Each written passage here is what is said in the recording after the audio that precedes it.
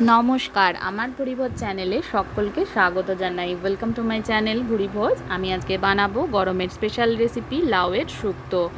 দুপুরবেলায় গরম ভাতে গন্ধরাজ লেবুর সাথে এরকম শুক্তো থাকলে কিন্তু খাওয়াটা জমে যাবে। তার জন্য লাউগুলো এইভাবে কেটে নিয়েছি। লাউয়ের কিন্তু বীজ শক্ত হয়ে গেলে বীজটা ফেলে দিতে হবে।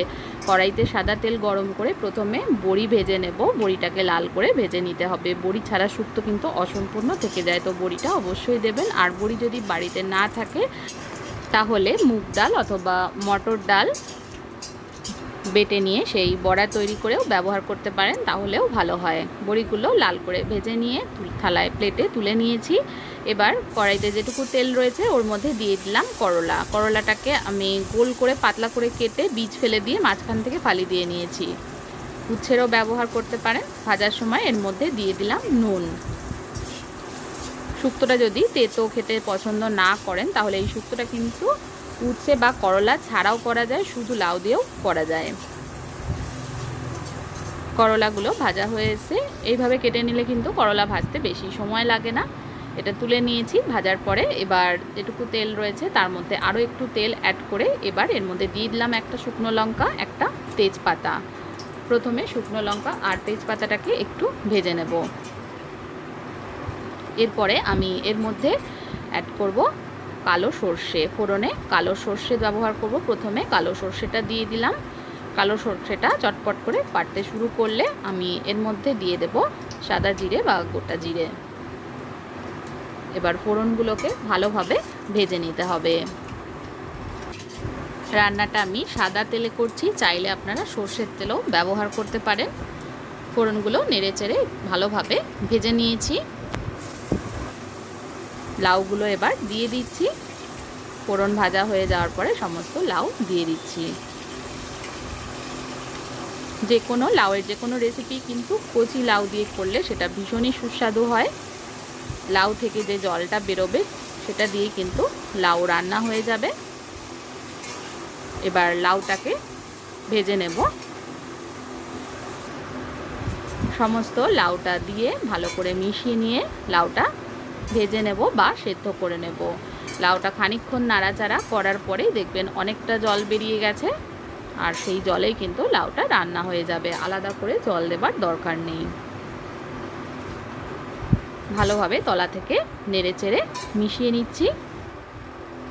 দেখুন 10 মিনিট পরে ফিরে এসেছি। অনেকটাই এটা থেকে জল বেরিয়ে গেছে, লাউটা নরমও হয়ে এসছে অনেকটা।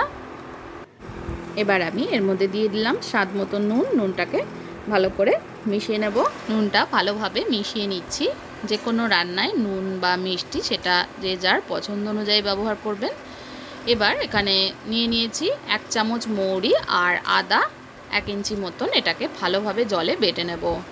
লাউটা কিন্তু সেদ্ধ হয়ে এসছে, অনেকটাই সেদ্ধ হয়ে এসছে। এবার আমি এর মধ্যে যে মৌরি আর আদাটা রেখেছিলাম ওটা জল দিয়ে ভালো করে বেটে নিয়েছিলাম একদম মিহি করে, সেটা অ্যাড করে দিলাম। আদাটা কিন্তু একটু বেশি পরিমাণে দিতে হবে। আদা আর মৌরি বাটাটা ভালো করে মিশিয়ে নিচ্ছি। শুক্তোতে আদা আর মৌরি বাটাটা কিন্তু ভীষণই ভালো লাগে, আর পেট ঠান্ডা রাখার জন্য কিন্তু মৌরি ভীষণই ভালো। আদা মৌরি বাটা মেশানো হয়ে গেলে এর মধ্যে দিয়ে দিলাম 1 চামচ চিনি। যেহেতু শুক্তো একটু মিষ্টি মিষ্টি হয়, চিনির পরিমাণটা একটু বেশি দিতে হবে। ভালো করে চিনিটা মিশিয়ে নিলাম। মিশিয়ে দেওয়ার পরে আমি এর মধ্যে দিয়ে দেব ভেজে রাখা বড়ি আর করলাগুলো। এবার বড়ি আর করলাটাও ভালো করে মিশিয়ে নেব। এই রেসিপিটা কিন্তু খেতে অসাধারণ হয়। অবশ্যই আপনারা বাড়িতে ট্রাই করবেন। রেসিপিটা ভালো লাগলে রেসিপিতে লাইক দিতে ভুলবেন না। আর যারা আমার চ্যানেলটাকে এখনও সাবস্ক্রাইব করেনি তাদের অনুরোধ করব সাবস্ক্রাইব করে নেওয়ার জন্য। এবার শেষে দিয়ে দিলাম জাল দিয়ে রাখা দুধ, তবে ফ্রিজের দুধ ব্যবহার করবেন না। জাল দিয়ে নর্মাল টেম্পারেচারে রাখা দুধটা ব্যবহার করলাম। দুধটা ভালো করে মিশিয়ে নিচ্ছি। দুধটা দেওয়ার পরে 2 মিনিট মতন ফুটিয়ে নিয়েছি। আর একদম শেষে একটু সামান্য পরিমাণে ঘি অ্যাড করে দিলাম। ঘিটা ভালোভাবে মিশিয়ে নিয়ে এটা ঢাকা দিয়ে রাখবো 5 মিনিট মতন, তাহলে এটা একদম তৈরি হয়ে যাবে। 5 মিনিট পরে এটা সার্ভ করে দেব। তৈরি হয়ে গেছে রেসিপিটা দেখার জন্য সকলকে অনেক অনেক ধন্যবাদ। সকলে ভালো থাকবেন, সুস্থ থাকবেন।